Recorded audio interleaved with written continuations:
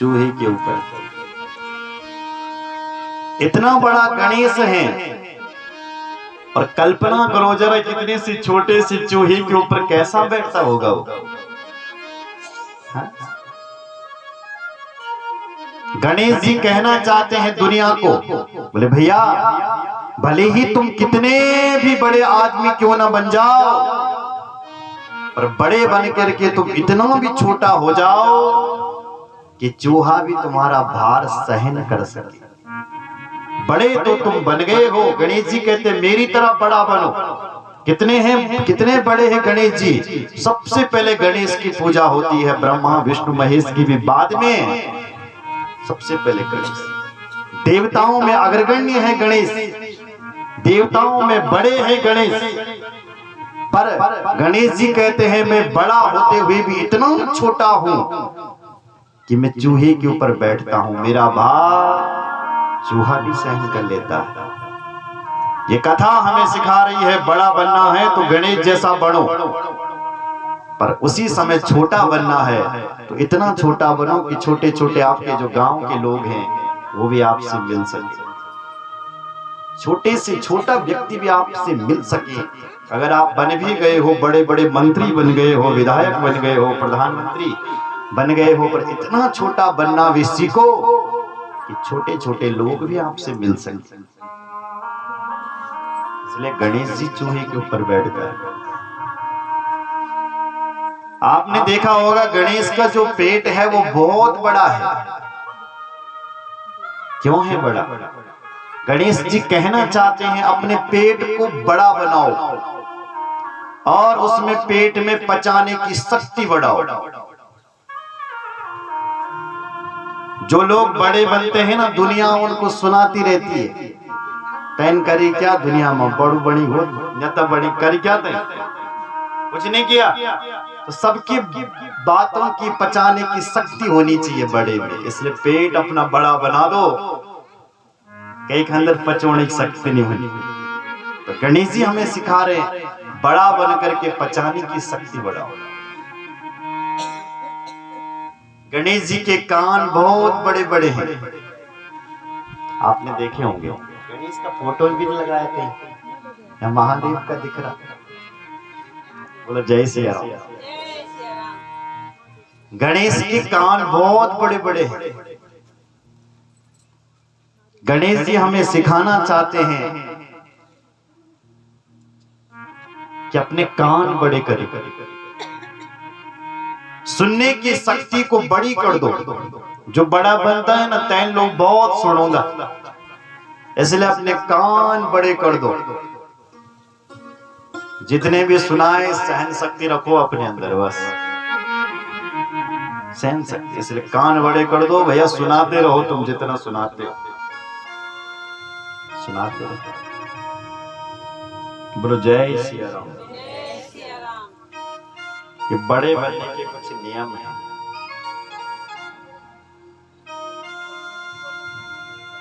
गणेश जी की सूंड बहुत लंबी है, आपने देखी होगी।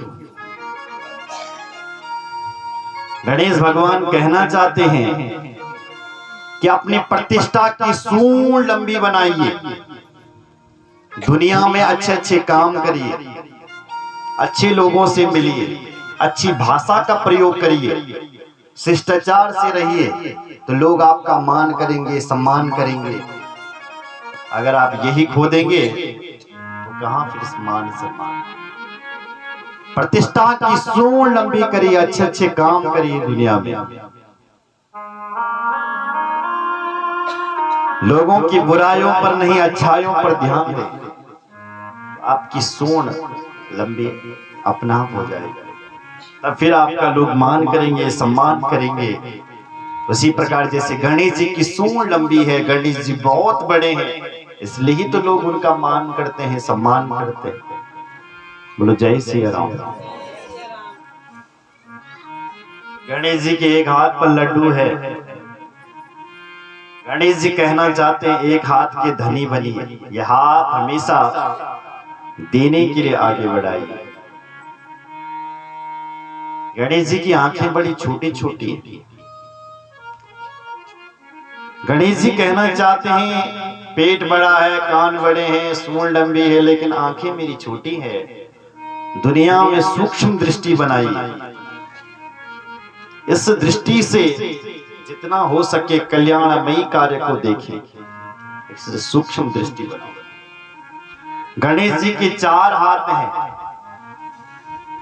एक हाथ पे लड्डू है, एक हाथ पर शास्त्र है, एक हाथ पर फरसा है और एक हाथ पर रस्सा है। शास्त्र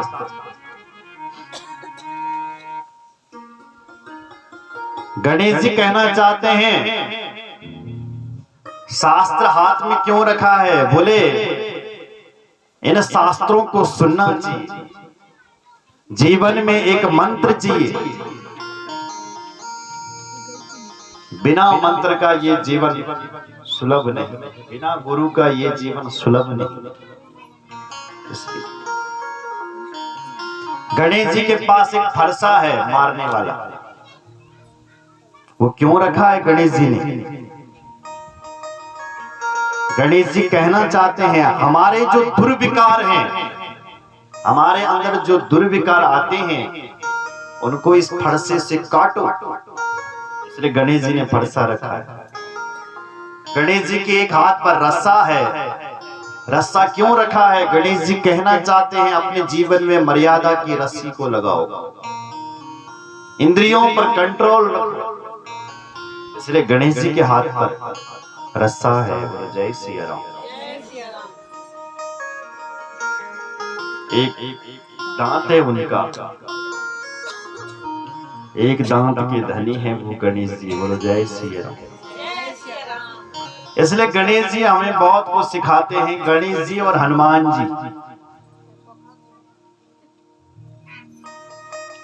हनुमान का नाम भी हनुमान है ना, इसका अर्थ होता है जिसके अंदर मान ना हो वो हनुमान।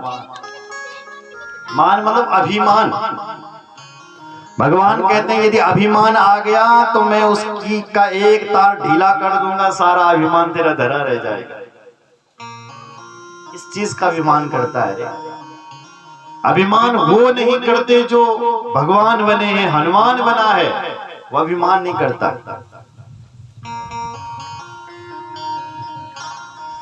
हनुमान जी जब मथुरा में वहां लंका में भी जब जाते हैं तो अभिमान से रहित छोटे छोटे बानरों को प्रणाम करके हनुमान जी जा रहे हैं,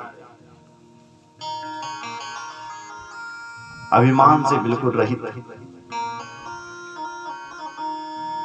हनुमान जी हमें कहना चाहते जहां पर तुम्हें छोटा बनना है वहां पर तुम इतना छोटा बनो कि मसक समान रूप कपिधरी, मच्छर की तरह बन जाता है वो हनुमान, इतना छोटा बना देता अपने आप को। और हनुमान जी कहते हैं जहां पर तुम्हें बड़ा बनना है वहां पर तुम इतना बड़ा बनो कि कनक भूधरा कार शरीरा।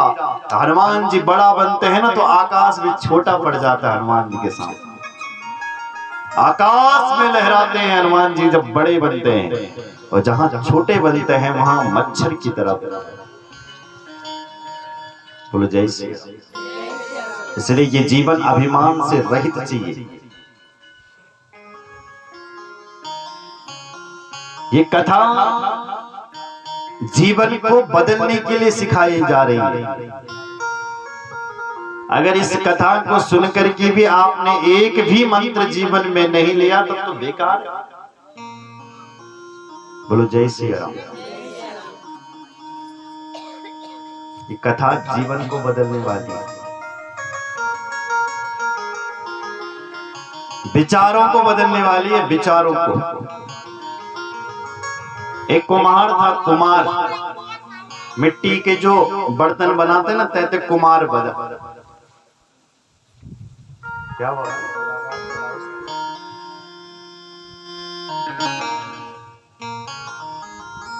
तो एक कुम्हार चिलम बना रहा था, चिलम। उसकी पत्नी आ गई, उसकी तेग पत्नी बोली, बोले महाराज क्या कर रहे हो? बोले चिलम बना रहा हूं। बोले जितना दिमाग खर्च तुम इस चिलम पर कर रहे हो उसकी जगह घड़ा क्यों नहीं बनाते? घड़ा बनाओ। ये चिलम है, ये अपने आप भी चलेगी और दूसरे को भी जलाएगी। घड़ा बनाओगे तो अपने आप भी ठंडा रहेगा और दूसरों को भी ठंडा करेगा। खिसक गया उसका मूड। उसने कहा भाई बात तो सही कह रही है। पत्नी की बात को मान लिया, चिलम बना रहा था, चिलम तोड़ दी और उसी चिलम की जगह घड़ा बनाने लग गया। घड़ा, मिट्टी से आवाज आए, तुम्हारा क्या कर रहा है? अभी तू चिलम बना रहा था, फिर तोड़ रहा है। क्यों तोड़ रहा है? क्या बना रहा है? बोले मैं घड़ा बना रहा हूं। बोले चिलम क्यों नहीं? बोले मेरा चिलम बनाने का विचार बदल गया, अब मैं घड़ा बना रहा हूं। मिट्टी से आवाज आई, ए कुम्हार तेरा तो विचार बदला, मेरा पूरा जीवन बदल गया। क्योंकि मैं मिट्टी यदि चिलम बनती तो अपने आप भी जलती, दूसरे को भी जलाती। अब तू मुझे घड़ा बना रहा है तो मैं अपने आप भी ठंडी रहूंगी और दूसरे को भी ठंडा करूंगी। तेरा विचार बदला, मेरा जीवन बदल गया। बताओ, ये कथा ही है जो हमारे पूरे जीवन को बदल सकती। बोलो जय सिया राम। जीवन बदलेगा मेहनत करने से। मेरी बहनों माताओं, कल कभी नहीं आता। अगर आप कल के सहारे रहोगे तो कल होगा ये काम, तो कल कभी नहीं होने वाला। आज करो, जो भी काम करना आज करो। भगवत प्राप्ति करनी है तो आज से लग जाओ। कोई शुभ कार्य करना है तो आज से ही करो। कल का कोई भरोसा नहीं, और कल कभी नहीं आता। और दुनिया में आप जो भी काम करते हो, कोई भी काम करते हो, उसमें अपना 100% दो। अगर थोड़ी सी भी कमी रह जाएगी तो वो काम आपका खराब हो सकता है। सुन रहे हो? 99% दोगे तो हो सकता है काम बिगड़ जाए। 100% दो। अगर हम 100% देते हैं तो काम सफल हो जाता है। बोलो जय सिया राम।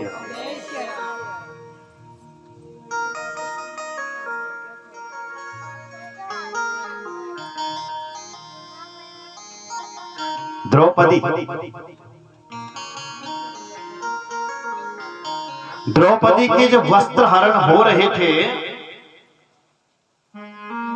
तो वो द्रौपदी सबसे पहले अपने पतियों को देखती है। मेरे तो 5 पति हैं, ये मेरी रक्षा करेंगे, लेकिन किसी ने रक्षा नहीं की।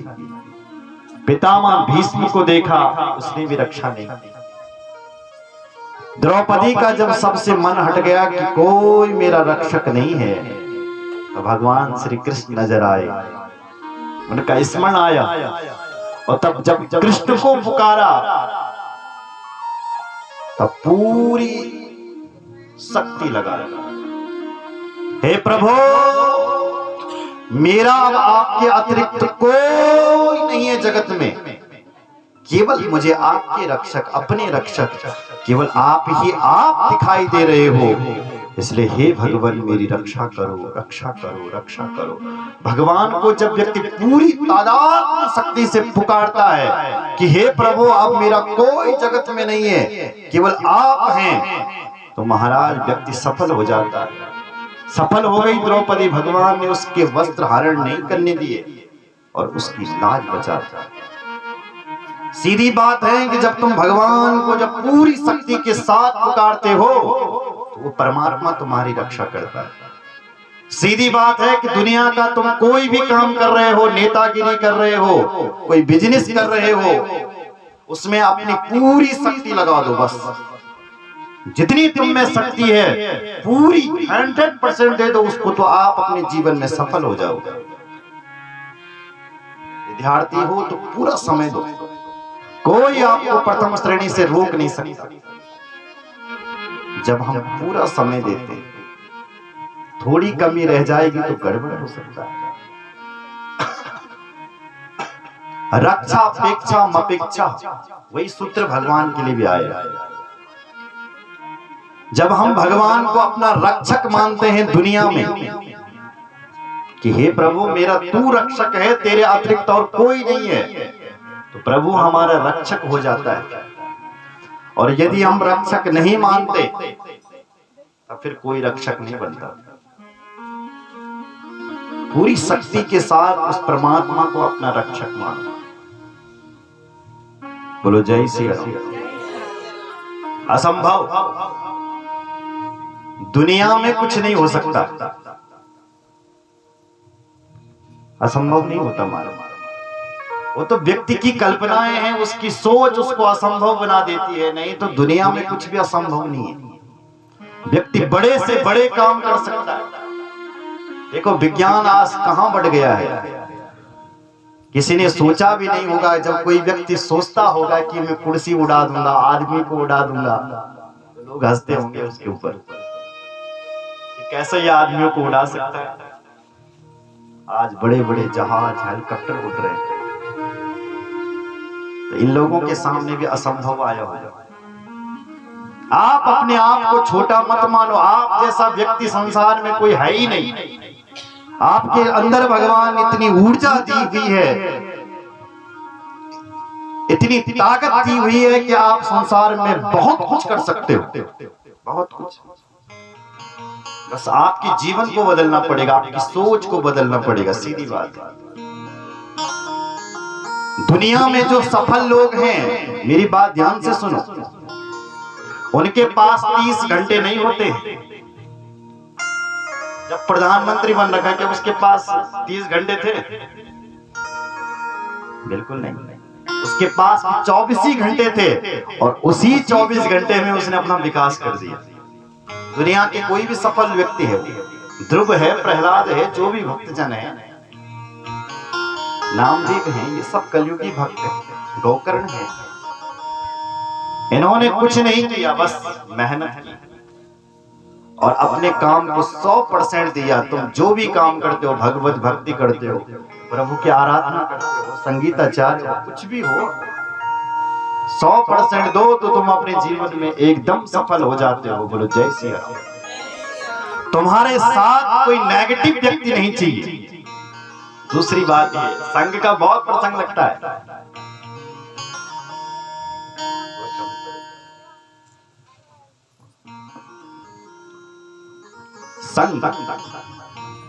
संघ का भी बहुत प्रसंग लगता है।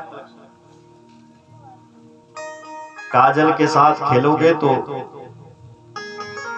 काले तो हो ही जाओगे। अरे भाई, मिट्टी का शिवलिंग बनाता है तो अपने आप पता चलता है इसके कपड़ों पे मिट्टी लगी। जैसा संग होता है ऐसा प्रसंग लगी ही जाता है, सीधी बात है। इसलिए संग को सुधारना है, और जब व्यक्ति अपने संग को सुधार देता है तो वो महान व्यक्ति बन जाता है। बोलो जय श्री राम। आगे बढ़ने के लिए पीछे के सारे दरवाजे बंद करने पड़ते हैं, सीधी बात ये सफल होना है, ये कुछ करना है। बोलो जय श्री राम। थोड़ा जोर से बोलो। अब गणेश जी की कथा तो बहुत लंबी चौड़ी है, सोच रहा हूं इसे कल ही सुनाऊंगा। बोल गणेश भगवान की जय, भक्त वत्सल भगवान की जय, व्यास महाराज की जय।